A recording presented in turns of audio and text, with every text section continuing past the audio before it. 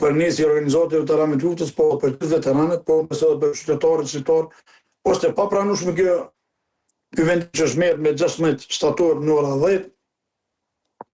E kanë sërgjot këtë gjykim, do të thotë që fiks ata i bujnë 6 vite këtu në shtator, sa ata me 5 nëntori në Burgos, po ofër 6 vite i bojnë burg pa drejtësisht,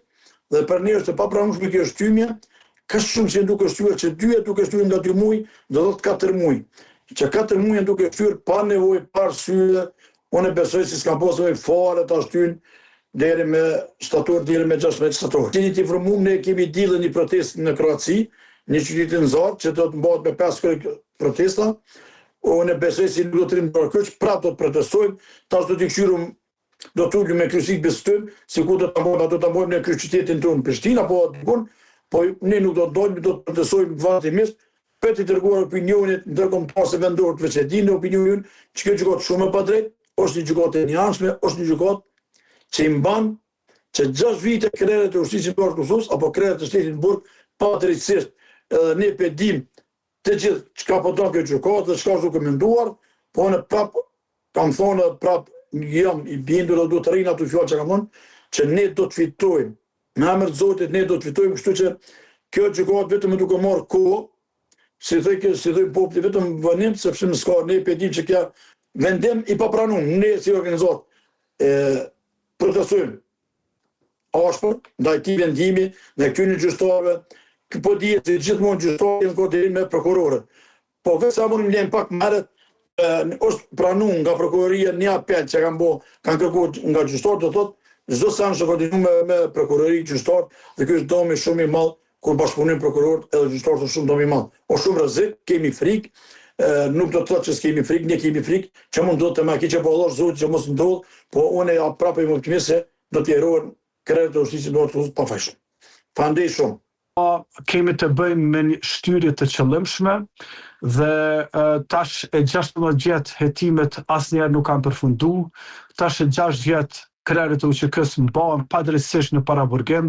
kanë kaluar pothuajse 5 muaj nga fjala përfundimtare dhe ata kanë kërkuar edhe 2 muaj tjerë që të ketë verdikt. Pra pothuajse 1 vjet jo është dashur atyre që të merret verdikti dhe këtu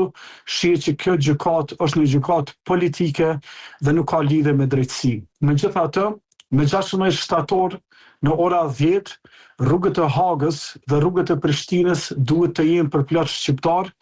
dhe kjo ditë është në duart e trupit gjyqësor të gjykatës speciale të Hagës. Është në duar të trupit gjyqësor të gjykatës speciale të Hagës, nëse këtë ditë dojnë ta shndrojnë në ditë feste për drejtësi apo në protestën më të madhe në historinë që ka njoft Haga dhe Prishtina kundër padrejtësisë që mund të ndodhë në rast se verdikti do të jetë negativ për krerët e UÇK-s. Dëgjosh, shtyria është totalisht absurde, sepse gjykata speciale dhe pak ditë shkojnë në pushim dhe do të jetë në pushim deri në fund të gushtit. Pra, ajo këtë kohën që ka blej ose këtë kohën që ka shty, nuk është kohë produktive, ata nuk do të punojnë, ata do të shkojnë në për ishujt e Evropës edhe të botës dhe do të kenë 2 muaj pushim, derisa ne presim në ankth këtu në Kosovë dhe familjet e tyre presin një verdikt të tillë. Dhe kjo është totalisht e pandërgjeshme dhe është një turp shumë i madh edhe për shtetet financuese të kësaj gjykate, e cila është shndruar në një monstrum politik. Po natyrisht që Partia Demokratike e Kosovës urgjentisht do të analizojë këtë gjendje të re të krijuar dhe natyrisht që do të marrë veprime të ndryshme, sepse edhe në të kaluarën ka mbështet të gjitha marshët e lirisë që janë organizuar për krerët e UÇK-s dhe PDK do të analizojë, po nga perspektiva personale unë mendoj që kjo është edhe një test që bëhet popullit të Kosovës, edhe një test që bëhet edhe elitave politike në Kosovë dhe këtë test duhet ta kaloj, nëse jo qeveria e Kosovës dhe presidenca e Kosovës, duhet ta kaloj populli i Kosovës. Dhe protesta është një mjet demokratik për të treguar edhe Hagës, edhe shtetet financuese të kësaj gjykate